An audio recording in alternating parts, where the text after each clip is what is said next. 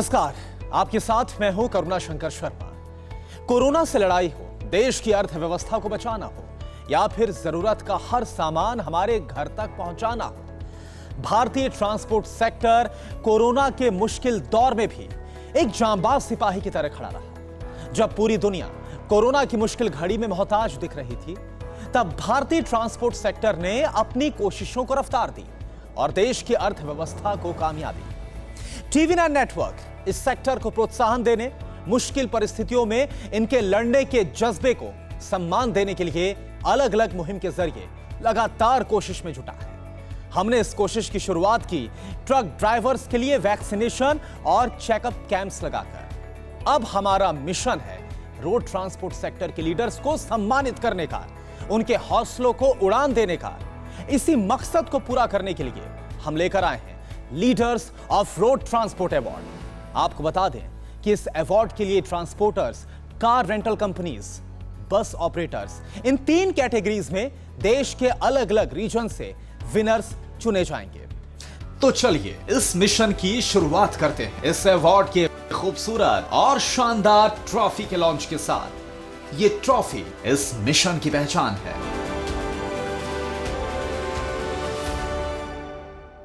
हमारी इस मुहिम का मकसद है रोड ट्रांसपोर्ट सेक्टर के उन लीडर्स को सम्मानित करना जिन्होंने देश की अर्थव्यवस्था को ऊंचाइयों पर पहुंचाने में अहम रोल अदा किया। आइए जानते हैं इस मुहिम के बारे में और भी करीब से।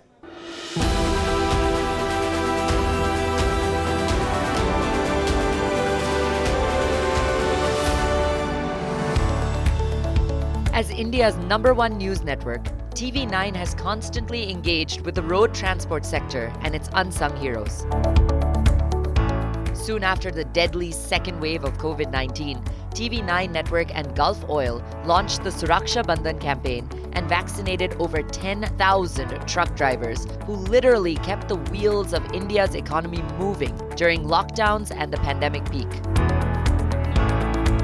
Buoyed by the success of this vaccination drive in August, the network, in association with Shri Ram Transport Finance Company Limited and Apollo Hospitals, further inoculated 6,000 drivers in the Highway Heroes campaign, an initiative to salute and safeguard the often neglected community. Continuing to sharpen our focus on the road transport industry, TV9 Network now turns the spotlight on businesses and business leaders who had the resilience to not only tide over the pandemic-induced crisis, but also come out stronger by resetting their business models. As the country celebrates its 75th year of independence, India's road to economic recovery is paved with immense possibilities. And paving a golden economic pathway is the road transport sector, which contributes 4.8% to the country's GDP, emerging as a dominant momentum driver. We announce the Leaders of Road Transport Awards to recognize and acknowledge companies and their leaders from the sector for contributing to the India growth story. We invite transporters, bus operators, and car rental companies from across the nation to nominate themselves for the prestigious award ceremony under various categories. Nominate now by following 3 easy steps. Log on to www.tv9awards.com and register. Select the segment and the award category. You can fill in the details and click on the submit button. Hurry, it's your time to become India's transport trailblazer.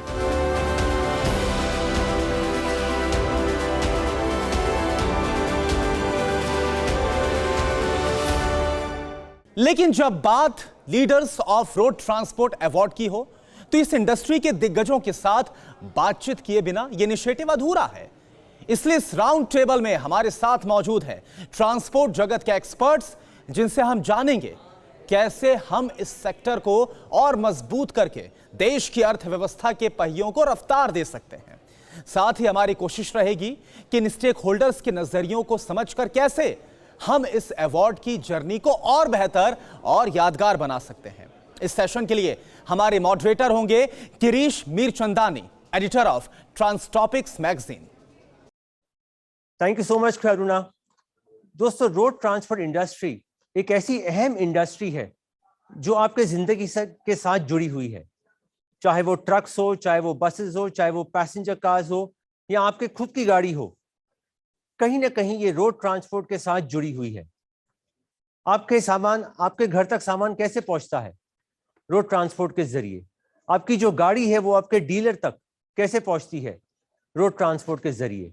Vaccine हो, दवाइयां हो, या आप जो रोज खाना खाते हैं वो रोड ट्रांसपोर्ट के जरिए आप तक पहुंचता है। हम शुक्रगुजार है टीवी 9 के, जिन्होंने leaders of road transport awards शुरू किया है। और इसी के चलते आज हम बात करेंगे 4 ऐसे ट्रांसपोर्ट इंडस्ट्री के दिग्गजों से जो ट्रांसपोर्ट एसोसिएशंस को हेड करते हैं, और वो हमें एक आउटर रिंग व्यू देंगे कि ट्रांसपोर्ट इंडस्ट्री है क्या, कितनी इंपॉर्टेंट है और इसका फ्यूचर कैसे है। चलिए बात करते हैं हमारे खास गेस्ट से इस राउंड टेबल डिस्कशन में। हम आज के पैनल में स्वागत करना चाहेंगे श्री महेंद्र आर्य जी का, जो है president all India transporters welfare association के। श्री प्रसन्ना पटवर्धन जी, जो है president bus operators confederation of India के। श्री संदीप गुप्ता जी, जो है president Hyderabad goods transport association से। और श्री विपुल नंदा जी, जो है प्रेसिडेंट कार कैरियर्स एसोसिएशन के। आप सबका बहुत बहुत स्वागत। महेंद्र जी, पहले मैं आपसे शुरू करूंगा। How important is road transport for the country? Very interesting question Girish. Road transport industry का महत्व पूरे देश की इकोनॉमी में वो है जो हमारे जीवन में ऑक्सीजन का है। ऑक्सीजन के बिना हम एक पल, एक क्षण, एक घंटे जीवित नहीं रह सकते। उसी तरह से देश की अर्थव्यवस्था एक दिन के लिए भी ट्रांसपोर्ट इंडस्ट्री के बिना जीवित रह नहीं सकती। जैसा आपने कहा था कि सुबह उठते ही हमारी जो जरूरतें शुरू होती हैं, चाहे वो टूथपेस्ट हो, चाहे साबुन हो, चाहे टॉवल्स हो, चाहे न्यूज़पेपर हो, कुछ भी हो, हर चीज को ट्रांसपोर्टेशन चाहिए। यानी almost everything requires a movement, transportation, except the data of course, क्योंकि डेटा का मूवमेंट ऐसा है जो हम नहीं करते, लेकिन डेटा के मूवमेंट के लिए जो इक्विपमेंट लगते हैं उसका भी ट्रांसपोर्टेशन हम करते हैं। तो इन शॉर्ट मेरा ख्याल है कि इसमें समझना बहुत मुश्किल नहीं है कि रोड ट्रांसपोर्ट की क्या अहमियत है पूरे देश के जीवन के अंदर में, हर व्यक्ति के जीवन के अंदर में, किसी भी समाज, सोसाइटी, इंडस्ट्री के जीवन में। At a larger level if we see the picture, हम अपने आंकड़ों की बात जब भी करते हैं, हमारा इंडस्ट्रियल प्रोडक्शन इतना है, तो इन सारी चीजों के अंदर अगर ट्रांसपोर्टेशन को आप निकाल दें तो ये सारी शून्य हो जाती है। न तो कोई इंडस्ट्रियल प्रोडक्शन होगा, न कोई एक्सपोर्ट होगा, न कोई माइनिंग होगी, और न कोई एग्रीकल्चरल प्रोडक्शन होगा। तो ट्रांसपोर्ट के महत्व को समझने के लिए मेरे ख्याल में हमें बहुत ज्यादा दूर जाने की जरूरत नहीं है। थोड़ा सा अपने मस्तिष्क पर हम जोर लगाते हैं तो हमें पता चल जाता है। That's how I feel about it. Prasanna ji, how important is the passenger segment? हम देखते हैं लोगों को ऑफिस तक पहुंचना होता है, वहां से घर आना पड़ता है। It is so critical, specially corona के वक्त। So what is the importance of the passenger segment? Passenger transport is equally important as goods, because unless people go, nothing can be produced. So people movement is absolutely important. How do they go up to workplace or even for their personal purposes or for travel and tourism is so much important that about 85% of the transportation is done by road transport in India today. So 85% of passenger transport is done by road transport. So just to give you some numbers, putting all airlines together, airlines carry somewhere around 1.5 crore. I am talking about pre-corona numbers. 1.5 crore passengers per day, whereas railway carries about 2.65 crores per day, out of which Mumbai rail only carries, suburban rail only carries 70 lakh people. Whereas total put together state transport undertakings and private bus transportation carries about 30 crore people per day, and STUs carry about 7 crore per day. So 37 crore are carried by buses, vis-a-vis 2.65 by rail and 1.5 by air. So you can understand what is the importance of road transport in our country. And secondly, around 85% of people in India, they cannot afford to buy their own two-wheelers, four-wheelers, or any kind of vehicle. So all of them are dependent on public transport. So 85% of 85%, so you can imagine the magnitude at which public transport by road is important. And these people, they are only dependent on sharing mode since they do not have their own vehicles. So poor country, wherein majority of thickly populated country like India, road transport by passenger by road transport is highly important. विपुल जी, हर एक Indian specially जो youngsters है उनका एक dream होता है कि हम car या टू व्हीलर खरीदें, हम ओन करें, और आपकी जो एसोसिएशन के मेंबर्स हैं वो कार्स टू व्हीलर्स इन तक पहुंचाते हैं. How important do you think is your segment for the economy of the country on the whole? ये हमारा कार कैरियर का जो सेगमेंट है ये स्टार्ट हुआ था 1984 में, क्योंकि जब मारुति आई थी उससे पहले कारें बाय रोड ड्राइव होके जाया करती थी प्लांट से डीलर्स तक. लेकिन ये हमारे मारुति के आने के बाद हम लोगों ने बाय ट्रक्स और बाय ट्रेलर्स कार ले जाना शुरू किया.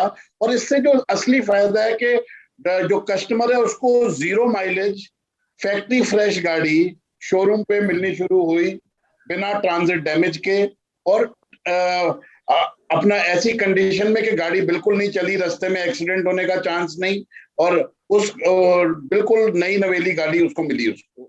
संदीप जी, जब लॉकडाउन शुरू हुआ, transport industry came to a standstill for the initial few days. कैसे कोशिश की ड्राइवर्स तक पहुंचने की, और कैसे आपका ये जो सप्लाई चेन है वो कैसे वापस से शुरू हुआ? मैं मेजरली एग्रीकल्चर से जुड़ा हुआ हूँ. टोटल ट्रांसपोर्टेशन मेरा एग्रीकल्चर बेस्ड है. जब फर्स्ट कोविड का लॉकडाउन आया, and that time it was a time for rabi placement, kharif placement in the market for hectares of land. We were like directly as essential commodity, and इतने किसानों के पास में around 39,000 destination पे बीज को पहुंचाना था. गाड़ियां थी नहीं, ड्राइवर भी डरे हुए थे. तो उस स्थिति में जिस तरीके से गाड़ी वालों ने, ड्राइवरों ने, गाड़ी मालिकों ने उनके ऊपर पोस्टर लगा के करके, सरकार ने भी काफी मदद करी. अगर उस टाइम पे फर्स्ट कोविड में अगर ये सीड बीज मुहैया नहीं करवाया जाता किसानों को, तो ये एग्रीकल्चरल इकोनॉमी पे इतना बड़ा इम्पैक्ट करता था. मतलब इतनी hectares of land would have been remained without sowing. So that particular thing is कि जो महेंद्र जी ने बताया, सबने बताया, road transportation is a very very key factor for the economy of any country, not India, any country. So इसको और micro level पे जाते हुए कैसे क्या और सुधार करना है, we are on a innovative mode. Transport industry हर तरीके से इनोवेटिव हो चुकी है, नए नए तरीके इस्तेमाल हो रहे हैं, लास्ट माइल डिलीवरीज आ रही हैं. तो अगर मेरा सोचना यह है कि इसेंशियल कमोडिटीज एंड मेजरली जो आपको दवाइयां और जो आज भी जो पहुंचाई जा रही है, इसमें ट्रांसपोर्ट इंडस्ट्री का क्या योगदान है, ये I don't think it's a very primary level of question. Like it's a key factor for any economy. Transport has always been helping the country, pushing the economy. लेकिन कोविड के वक्त, lockdown के बाद स्पेशली रोड ट्रांसपोर्ट का जो role था वो बहुत ही अहम हो गया, चाहे वो मेडिसिन पहुंचानी हो या उसके बाद वैक्सीन पहुंचानी हो. How do you think road transport handled that pressure, that situation? When the first lockdown was declared by Prime Minister with a notice of few hours कि आज आधी रात से लॉकडाउन शुरू हो जाएगा, यानी कि उस समय आप कल्पना कीजिए कि कितनी करोड़ गाड़ियां, कितने लाख गाड़ियां सड़कों पर थी, हाईवेज पर थी, माल लेके जा रही थी. तो जो ड्राइवर जहां थे वहां रह गए. उस अवस्था में उनके पास ये समझ में उनको नहीं आ रहा था कि हमें करना क्या है. मैसेज भी शायद नहीं पहुंचा बहुत लोगों के पास में. और स्टेट गवर्नमेंट ने अपने बॉर्डर्स बंद करने शुरू कर दिए, क्योंकि हमको कोई मूवमेंट अलाउ नहीं करना है. ढाबे सारे बंद हो गए, एक दिन 2 दिन के अंदर में जो फूड जहाँ से ड्राइवर खाना खाते हैं वो ढाबे बंद हो गए। धीरे धीरे जो सर्विस स्टेशन है वो बंद होने लग गए। यानी कि एक ड्राइवर आइसोलेटेड आदमी की तरह से हाईवे पर था, जिसके साथ कोई सहायता नहीं थी, जिसके पास कोई कम्युनिकेशन नहीं था और जिसका हाथ पकड़ने वाला कोई नहीं था। ऐसे समय में हम जो उनसे जुड़े हुए लोग हैं, यानी कि ट्रांसपोर्ट सेक्टर से जुड़े हुए लोग, जितनी भी एसोसिएशन है, ये हमारे लिए एक बहुत बड़ा चैलेंज था कि इनको कैसे हम सुरक्षा दें।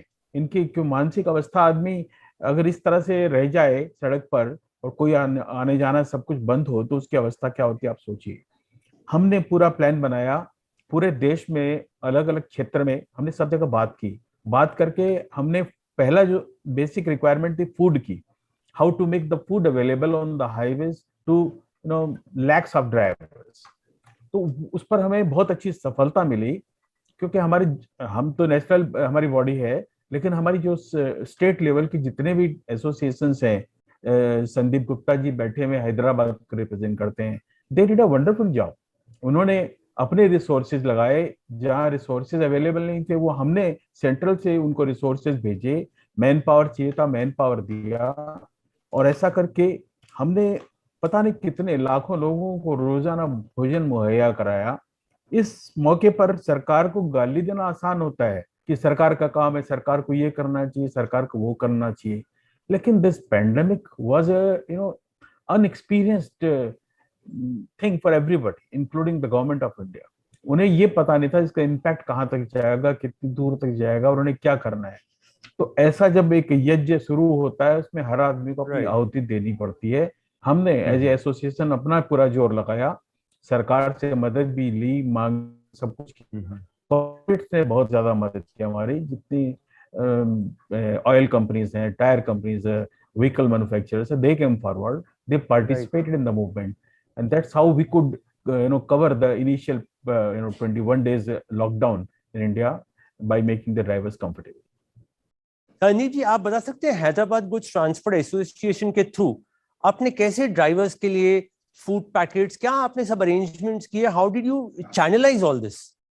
We had a very good support from Telangana police, and Telangana police gave us like all freedom to access all the borders, and we made sure that including government officials, including police department, including all the drivers on the highway, on all the entry borders of the Telangana and other states, we made the stalls and we made the food served along with the support of police, and we made what Mahendra ji said in the same fashion. Driver को मतलब आप सोच नहीं सकते हो कि highway पे क्या हालत थी, कोई ढाबा खुला नहीं है, कहीं कुछ खुला नहीं है, तो मतलब जो फूड पैकेट्स देना और उनको फूड पैकेट्स पे पहुंचा के मतलब हर जगह बूथ पे अंदर पहुंचते उनको गर्म खाना देना, वो एक ऐसा फैक्टर हुआ कि ड्राइवरों को ये लगा कि हाँ वी आर, मतलब ऐसी हालत नहीं होगी कि हमको हाईवे पे कुछ नहीं मिलेगा, और ऐसी चीजें हर जगह हर लेवल पे पूरे स्टेट में कराएगी। प्रसन्ना जी, बस ऑपरेटर्स की हम अगर बात करें तो लॉकडाउन के बाद बस ऑपरेटर्स का काम इन अभी रुक ही गया था, लोग ऑफिसेस नहीं जा रहे थे। How much has the situation gotten better now? कितना मूवमेंट आ चुका है वापस? ये अप डाउन चल रहा है काफी बस सेगमेंट में। स्कूल बस वालों की हालत सबसे खराब है, क्योंकि स्कूल बस के टायर भी हिले नहीं है, 2 साल हो गए। Same is the case with IT company जितनी थी, तो उनकी जितनी भी या सर्विसेज कंपनी थी, तो उनका वर्क फ्रॉम होम चालू हो गया। इसके लिए वो गाड़ियां बहुत सारी खड़ी हैं, और ये सेक्टर में बहुत गाड़ी चलती है। जैसे आपको नंबर देना है तो अबाउट 19 लाख बसेस में से स्कूल और ये पर्टिकुलर आईटी सेक्टर पकड़ेंगे ना तो 6 से 7 लाख गाड़ी खाली ये सेक्टर्स पे चलती है। राइट। तो almost 30% of the vehicle are still off road, और वो लोगों की हालत बहुत खराब है। अदर सेक्टर्स आप देखेंगे तो टूरिज्म भी इसी प्रकार से, टूरिज्म में चलने वाली बस वालों की हालत खराब हो गई है। मैन्युफैक्चरिंग सेक्टर में खाली जो गाड़ियां चल रही है या जो डेली सर्विस पे चलती है वो अप डाउन हो रहा है। मैन्युफैक्चरर में कंटिन्यूअसली चल रही है, लेकिन डेली सर्विस में जो बसें चलती हैं वो पैंडेमिक आया, लॉकडाउन हो गया, बंद हो गई, वापस चालू हो गई, वापस बंद हो गई। तो ये बंद चालू का सिलसिला लास्ट 2 साल से है। तो कोई भी व्हीकल जब भी बंद होता है तभी चालू करने के लिए उसको काफी खर्चा आता है, ड्राइवर्स चले जाते हैं, उनको वापस बुलाना पड़ता है, गाड़ी की मरम्मत करनी पड़ती है, तो इसमें बहुत तकलीफ हो रही है सब चीजों में। तो बस वालों की हालत मेरे हिसाब से सबसे खराब है, क्योंकि गवर्नमेंट से फाइनेंशियल हेल्प कुछ नहीं मिली, कर्जे मिले बहुत सारे, लेकिन जो पहले ही कर्जे में डूबा हुआ है वो और कर्जे भी कितना ले सकता है उसको भी लिमिटेशंस है, इसके लिए वो भी तकलीफ में है। विपुल जी, देखा गया है कि पैंडेमिक के बाद स्पेशली बहुत से जो लोग हैं पैसेंजर मूवमेंट से हटके वो अपने पर्सनल कार्स या पर्सनल टू व्हीलर से ट्रैवल करें from a safety point of view. आपको क्या लगता है आपके सेगमेंट का मूवमेंट कितना बड़ा है पिछले 2-2.5 सालों में? हम प्री पेंडेमिक लेवल पे ऑलमोस्ट आ गए हैं अब, लेकिन हमारे जो इशू है, क्योंकि पेंडेमिक की वजह से, सेमीकंडक्टर की शॉर्टेजेस की वजह से फैक्ट्रियों में प्रोडक्शन प्रॉपरली नहीं हो पा रही कारों की, तो उस करके वो लेवल्स वापस आ नहीं पाए हैं जो प्री पेंडेमिक लेवल्स थे। तो अब जब तक ये सेमीकंडक्टर या चिप की शॉर्टेज खत्म नहीं होगी तब तक हम वो सेम लेवल पे अभी आ नहीं पाएंगे उसमें। महेंद्र जी, एक बहुत रीसेंट एक जो डेवलपमेंट हुआ है रोड ट्रांसपोर्ट में, वो है द इन्फ्लुएंस ऑफ आईटी। मुझे आज भी दिन याद है, कई साल पहले मैं जब इस इंडस्ट्री में आया था, कोई ट्रक्स की ट्रैकिंग नहीं थी, and when I used to talk to transporters जिनके पास 200-300 गाड़ियां थी और मैं पूछता था कि आपके ट्रक्स कहाँ पर है, मुझे बड़ा ब्लैंक सा जवाब मिलता था, इंडिया में कहीं ना कहीं होंगी। How much do you think has IT helped the transport industry? You know, IT has changed the total complexion of the whole industry. मैं आपसे और पीछे लेके जाता हूँ, 20 साल पहले की बात करता हूँ, 20-25 साल पहले। 20-25 साल पहले की अवस्था ये थी कि ट्रांसपोर्टेशन के अंदर में जो हमारे ट्रांसशिपमेंट पॉइंट्स होते, यानी कि जो स्ट्रेटेजिक लोकेशंस जहां पर गाड़ियां अपना माल ऑफलोड करती, वहां से रीडिस्ट्रीब्यूशन होता, उसका दूसरे व्हीकल्स में रीअलॉटमेंट होता, ऐसी लोकेशंस जैसे इंदौर है, या उड़ीसा के पास में इच्छापुर है, या बेंगलोर के पास नीलमंगला है, इस तरह के बहुत सारे लोकेशंस है। ऐसी जगह जहां पर डायरेक्ट बिजनेस नहीं होता, कस्टमर प्रेजेंट नहीं होता, जहां पर मटेरियल का आदान प्रदान खाली गाड़ी टू गाड़ी होता है, ऐसी जगह फंड्स की प्रॉब्लम होती थी। हर कंपनी को फाइनेंस होता नहीं था क्योंकि वहां कस्टमर ही नहीं है, तो हेड ऑफिस को वहां पर फंड्स पहुंचाना बड़ा भारी काम था। ऐसे में ऐसी जगहों पर छोटे छोटे मनी लेंडर खड़े हो गए। एक एक आदमी समझिए महीने का 5%, 6%, 8% इंटरेस्ट पर लेंडिंग करता था, ताकि क्योंकि कंपनी के ऑफिस हेड ऑफिस से पेमेंट आने में 4 दिन लगेगा, तो 4 दिन के लिए किसी से पैसा ले लिया और 4 दिन बाद चुकाना है, तो उसकी कॉस्ट उसको 4-5% भी आती थी। तो आप सोचिए हम कहां से कहां पहुंच गए। आज जो आईटी सेक्टर की मेहरबानी क्या है, हम ऑफिस में बैठे हुए बिना बैंक विजिट किए हुए जिसको चाहे पैसा भेज देते हैं। अगर ड्राइवर बोले मेरे खाते में चाहिए तो उसके खाते में पहुंच गया, अगर कोई पेट्रोल पंप को, डीजल स्टेशन को पैसा डालना है तो उसको भेज दिया, जिसको चाहे। तो ये मेरे को लगता है कि रिवोल्यूशन है, ये सारा श्रेय आईटी को जाता है। रहा व्हीकल से कनेक्टेड, अगर आईटी की हम बात करते हैं, ये भी सही है कि पहले गाड़ियों का कोई लोकेशन का किसी को पता नहीं था, कोई तरीका भी नहीं था, अंदाज चलता था भाई ये गाड़ी मेरी 10 दिन में पहुंच जाएगी, तो 10 दिन बाद से चिंता करेंगे, उसके पहले चिंता करने की जरूरत नहीं है। तो ऊपर से टेलीफोन का कम्युनिकेशन नहीं था। पहले तो टेलीफोन एक लग्जरी होती थी पुराने टाइम के अंदर में, एंड जब से ये मोबाइल आया, मोबाइल को भी समय लगा कि हाईवेज पर उसकी पॉसिबिलिटी हो, उस चीज में आने में उसको भी समय लगा। तो मोबाइल की वजह से ये ट्रैकिंग थोड़ी आसान हुई, there was a communication possible. और उसके बाद फिर ये जीपीएस वगैरह जो नए साधन जो आ गए, internationally GPS was present everywhere.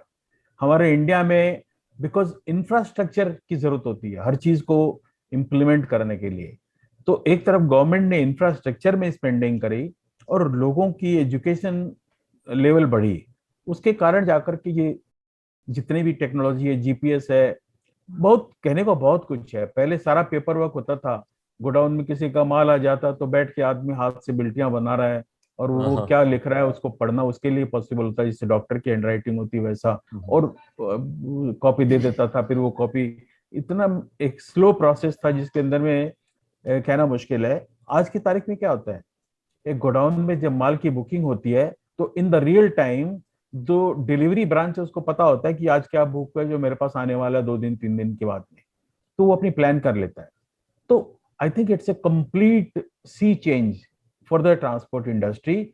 और जो बहुत बड़ी सरदर्दी कम हुई है उसका लाभ ये है कि एफिशिएंसी बढ़ी है और ट्रांसपेरेंसी बढ़ी है, कस्टमर को विजिबिलिटी मिलने लगी। वेबसाइट के थ्रू कस्टमर अपना तुरंत डायरेक्ट चेक कर सकता है कि where is my material, when will it be delivered, delay है तो क्यों डिले है, कोई प्रॉब्लम है तो क्या प्रॉब्लम है, ये सारी चीजें ट्रांसपेरेंट लेवल पर हो गई है। IT has played a wonderful part in the life of transport industry and it still continues क्योंकि there is no limit of the growth. तानदीप जी, आप इस इंडस्ट्री से कई सालों से जुड़े हुए हैं। What are the significant changes that you have seen, especially in the last, if I say 5 to 10 years? सबसे पहले तो दृष्टिकोण जो है, इसमें काम करने वाले एम्प्लॉइज, ड्राइवर्स, जितने भी लोग इससे जुड़े हुए इंडस्ट्री में हैं, उनका दृष्टिकोण काफी बदल गया। काफी मतलब जैसे आर्या जी ने कहा, मतलब it's dramatic change. Second generation wants to come here. Driver has become very much organised. Driver खुद भी ये जानता है कि मुझे कब क्या कम्युनिकेट करना है, कितना गाड़ी चलाना है, कब तक पहुंचाना है।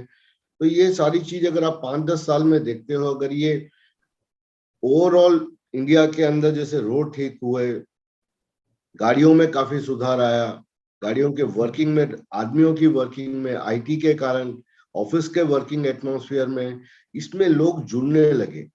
अगर 5-10 साल पहले की बात करो तो ये इंडस्ट्री सिर्फ 10th क्लास फेल के नीचे के जो भी लोग हैं, या तो वो होटल इंडस्ट्री में अच्छे लगते थे या ट्रांसपोर्ट इंडस्ट्री में, चाहे वो हरियाणा पंजाब के लोग ले लो, यूपी बिहार के ले लो, उनको नौकरी अगर पढ़ा हुआ नहीं है और 10th के नीचे तक ही पढ़ा हुआ है या 7वीं फेल है, तो उसके लिए या तो माध्यम रह जाता था होटल इंडस्ट्री में काम मिलेगा या ट्रांसपोर्ट इंडस्ट्री में मिलेगा। अब ये चीज चेंज होगी। अब आप देखोगे कि MBA में भी सप्लाई चेन लॉजिस्टिक को लेके आ गया और अब नई जनरेशन भी आ रही है। सारी चीजें ELRs एंड प्लेटफॉर्म, ड्राइवर खुद भी सारी चीजें समझने लग गया।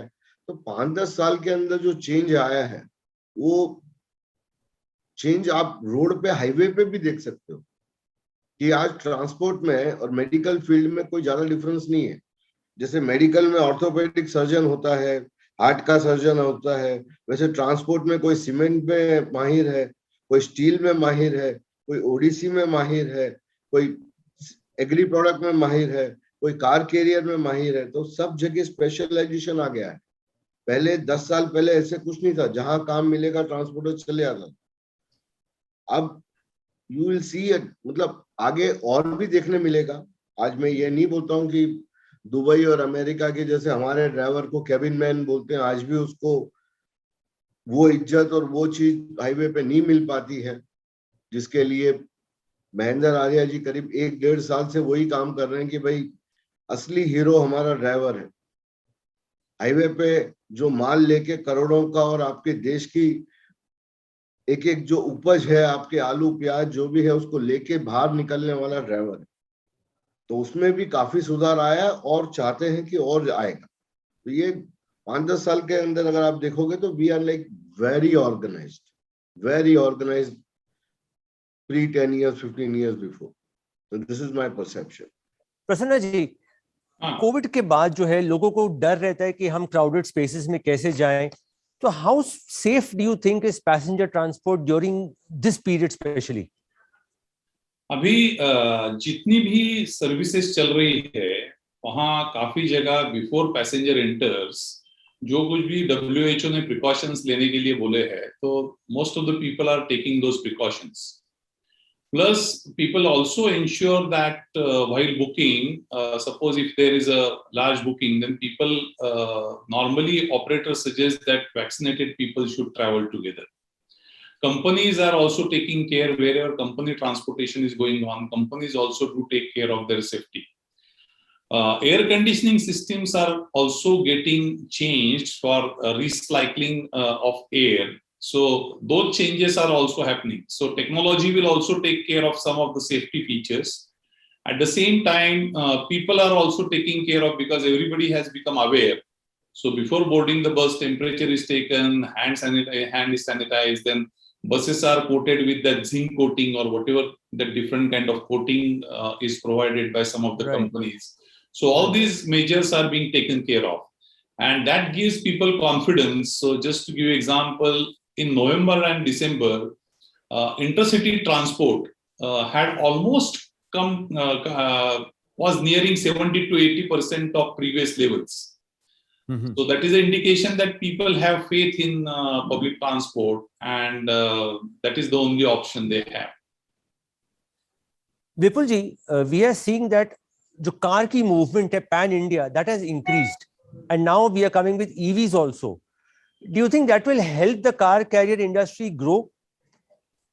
कार कैरियर इंडस्ट्री जब तक ये कारों की रिक्वायरमेंट डिमांड रहेगी, कार कैरियर्स की रिक्वायरमेंट रहेगी और probably EV के साथ I don't think so it will much change with the EV, but probably the numbers would shift from the EC engine to EVs. बाकी मैं कल कोई उससे ज्यादा फर्क नहीं पड़ेगा. रोड ट्रांसपोर्ट की हम अगर बात करें, इसका एक बहुत ही अहम हिस्सा है ट्रक ड्राइवर्स. आप तक जो ट्रक्स तो चलते ही हैं, लेकिन जो आदमी ट्रक्स में बैठकर आप तक माल पहुंचाता है वो है ड्राइवर. हाल ही में TV9 ने एक प्रोग्राम किया था जहां पर उन्होंने ट्रक ड्राइवर्स को सम्मानित किया, जिसपे वो ड्राइवर भी थे जिन्होंने वैक्सीन का पहला ट्रक लेकर वो फैक्ट्री से लेकर मार्केट तक पहुंचे, हॉस्पिटल तक पहुंचे. That was a huge moment for the drivers also. और ड्राइवर्स को अवार्ड करना, ये पहली बार हुआ है कि किसी नेशनल नेटवर्क ने ड्राइवर्स को अवार्ड किया है. अब TV9 जो इंडिया का लार्जेस्ट चैनल नेटवर्क है, वो अवार्ड करने जा रहा है ट्रांसपोर्टर्स को. Let me ask Mahendra ji, how important is this in the context of things, जहां पर ट्रांसपोर्टर्स को एक नेशनल प्लेटफॉर्म पे, एक नेशनल चैनल के थ्रू अवार्ड्स दिए जाएंगे. How important is this? Award क्या होते हैं? अवार्ड कोई धन नहीं होता, अवार्ड कोई परमानेंट कोई सॉल्यूशन नहीं होता, लेकिन वो एक बहुत बड़ा मोरल बूस्टर होता है. मैं आपसे जिक्र करता हूँ 2020 के पेंडेमिक के दौरान अमेरिका में जो प्रेसिडेंट ट्रम्प है, उन्होंने व्हाइट हाउस में एक छोटा सा प्रोग्राम किया और देश के सेलेक्टेड एरिया से ट्रक ड्राइवर्स को बुला करके उनको सम्मानित किया व्हाइट हाउस में, और उसका टेलीकास्ट पूरे देश में हुआ.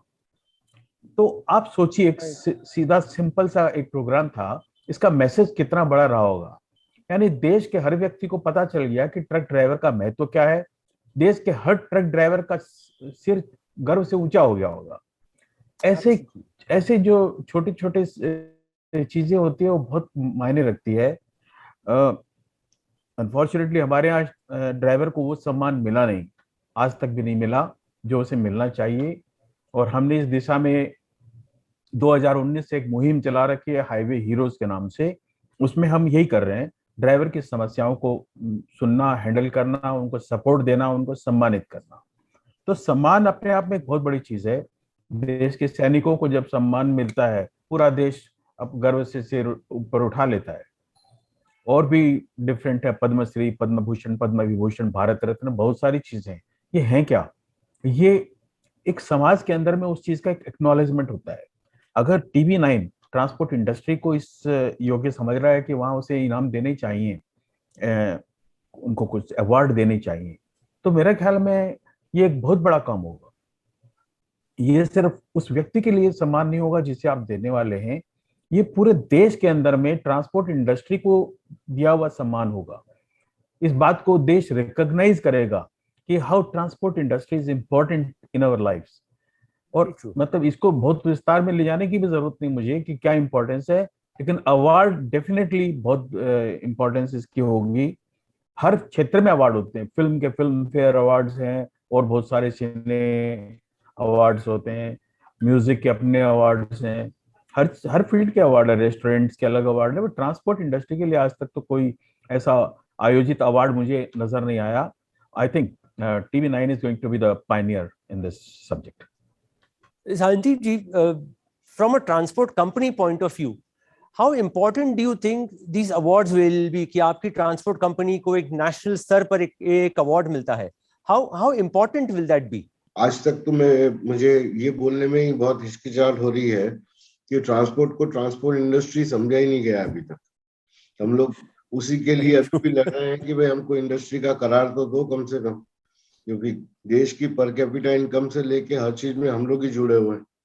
तो ट्रांसपोर्ट इंडस्ट्री में अब अगर आप स्पेशलाइज्ड ट्रांसपोर्टर्स को अवार्ड देते हो तो उनको एक पैसों से कमाई गई दौलत से ज्यादा सबसे बड़ा चीज ये होता है एक्नॉलेजमेंट की, हाँ हमने कुछ किया हमारे जीवन में, हमको सराहा गया, हम कुछ हैं, हमारा भी कुछ अस्तित्व है. तो वो मेन चीज है. आज वर्ल्ड की हर जगह पे मतलब आप देखो आपके इंडिया में ही पायलट को सम्मान है, सबको है.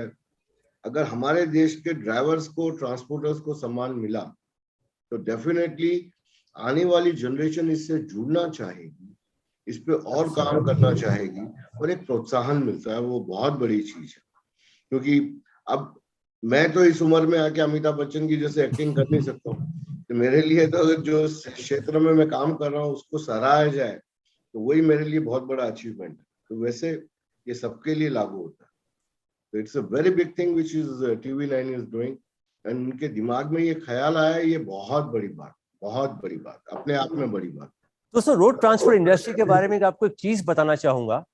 आज से कुछ साल पहले तक जो यंगस्टर्स थे वो अपने फैमिली बिजनेस को ज्वाइन करने के लिए हिचकिचा रहे थे, क्योंकि यहाँ पर वो रिस्पेक्ट नहीं है, काम का प्रेशर बहुत ज्यादा है. लेकिन things are changing now. Logistics का रूप ले लिया है रोड ट्रांसपोर्ट ने, जिससे एक बेटर इमेज प्रोजेक्ट होता है.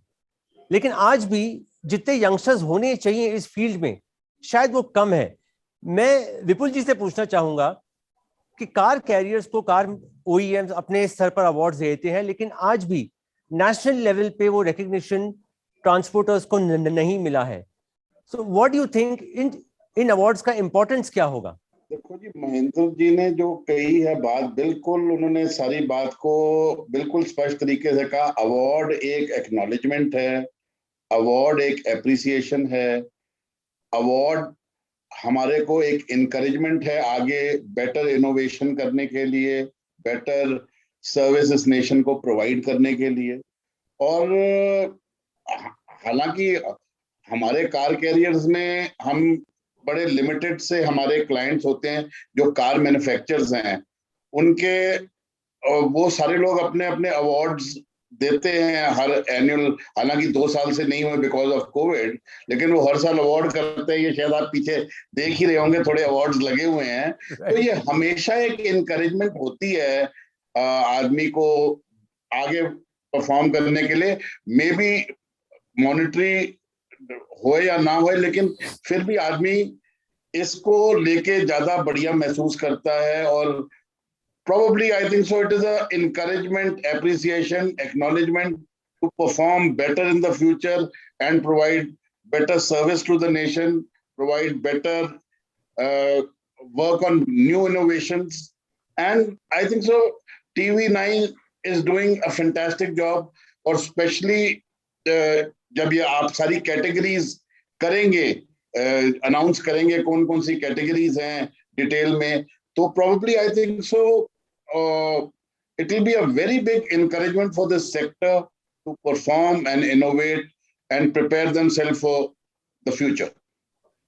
And I think Vipul ji, you will need a few more racks behind you to keep these awards.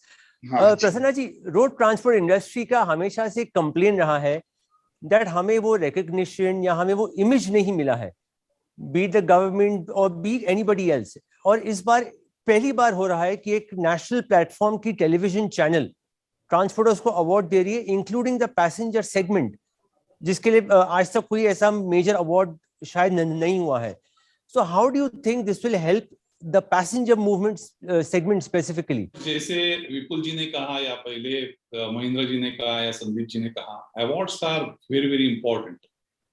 और हर एक सेक्टर के अपने अपने अवार्ड रहते हैं और वो एक स्तर पर आदमी को लेके जाते हैं.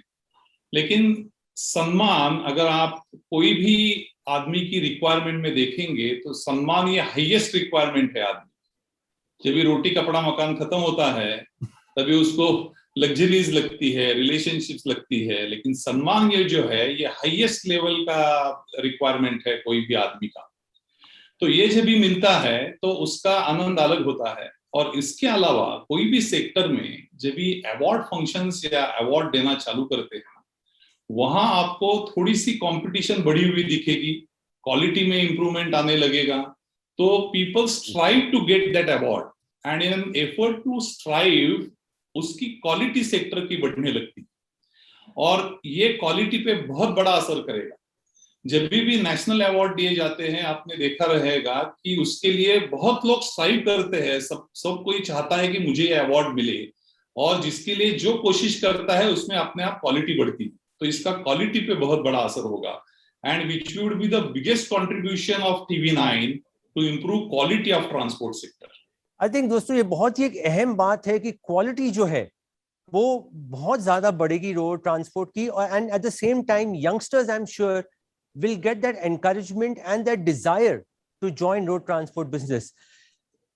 दोस्तों let us talk a little bit about the future and मैं आर्या जी से पूछना चाहूंगा, how do you see the future of road transport from here on, especially with the government focusing a lot on infra development?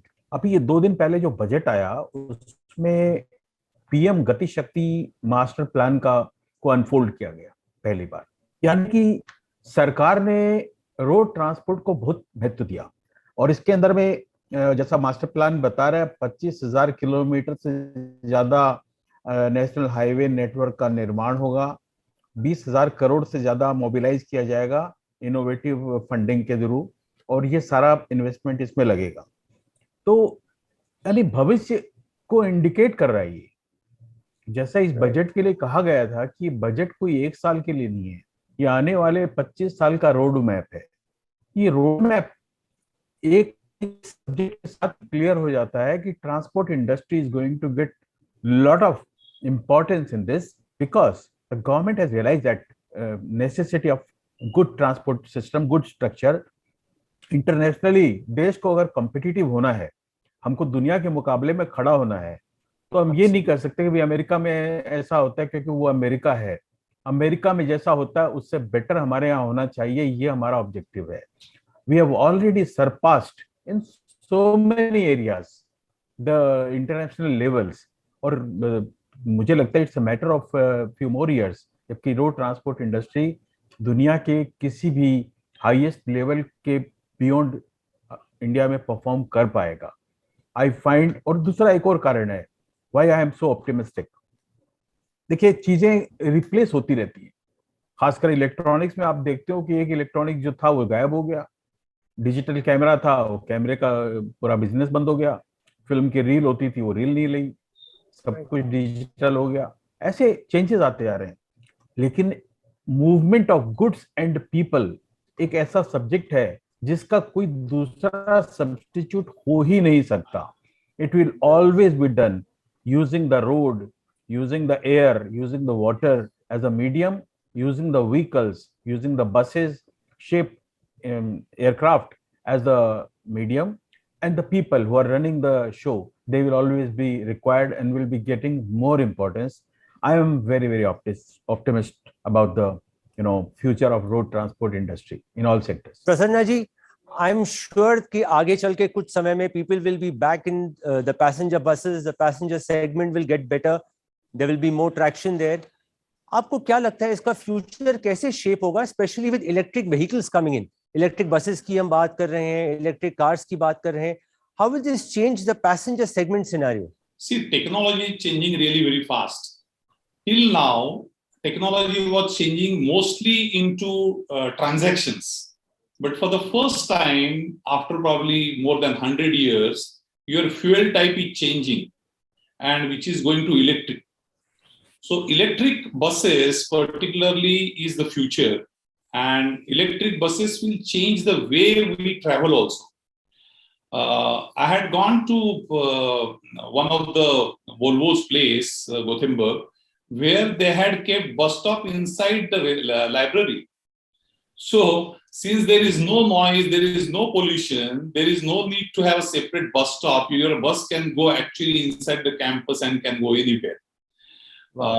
We believe that train is more efficient, or train is better, less in pollution, etc. And only because that is working on electricity. So same, once this electric mobility comes in, things are going to change. Your business models will change. And this will also include a lot of technology, because since now electricity is available in the bus in ample, you will have multiple gadgets. You can have even smarter things inside the vehicle also. So mobility per se will change completely. One point I would like to make here, that unless infrastructure for this electricity is made available, which is charging infrastructure, electricity is the best distributed energy. CNG buses or CNG vehicles, there is a limitation because at how many places you can supply CNG. Fortunately, because it's a 100-year-old energy, diesel is available everywhere, but electricity is available to the remotest place in the country. So availability of energy will not be a problem. Quality energy, if at all, if we are able to provide by improving our grids, then electromobility will create actually a different kind of mobility in the world and of course in India. Well, friends, जैसा हम देख रहे हैं कि road transport industry, चाहे वो good segment हो या वो पैसेंजर सेगमेंट हो, इसका जो फ्यूचर है वो बहुत ही ज्यादा ब्राइट है and at the same time बहुत इंपॉर्टेंट भी है. They are irreplaceable. हम सोच ही नहीं सकते कि हमारे पास अगर ट्रक्स नहीं हो या कार्स नहीं हो, how will mobility happen, be it of goods और be it of passengers. And हमें बहुत ही खुशी है कि TV9, which is India's largest news network, is coming up with leaders of road transport. हम पहली बार देखेंगे कि रोड ट्रांसपोर्ट इंडस्ट्री के लीडर्स कौन हैं. Who are the young guys who are changing this entire road transport business? And at the end of the day, there will be competition, a healthy competition. लोग चाहेंगे कि हम अपनी services better करें, हम अपना जो प्रोडक्ट्स है, हम अपना मूवमेंट है, वो हम बेटर करें.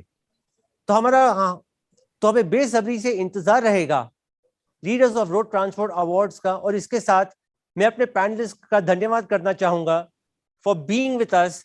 Thank you, Sandeep ji. Thank you, Prasanna ji, Mahendra ji, Vipul ji. Thank you so much for sparing time for TV9. मेहनत को सम्मान देने से कामयाबी की चमक दोगुनी हो जाती है. इसी नेक नियत के साथ TV9 नेटवर्क ट्रांसपोर्ट इंडस्ट्री के लीडर्स और उनके जज्बे को सम्मान देने की ईमानदार कोशिश कर रहा है. उम्मीद है ट्रांसपोर्ट इंडस्ट्री के लीडर्स देश की अर्थव्यवस्था को आगे बढ़ाने के लिए इसी तरह मेहनत करते रहेंगे. इसी उम्मीद के साथ आप सबसे हम इजाजत लेते हैं.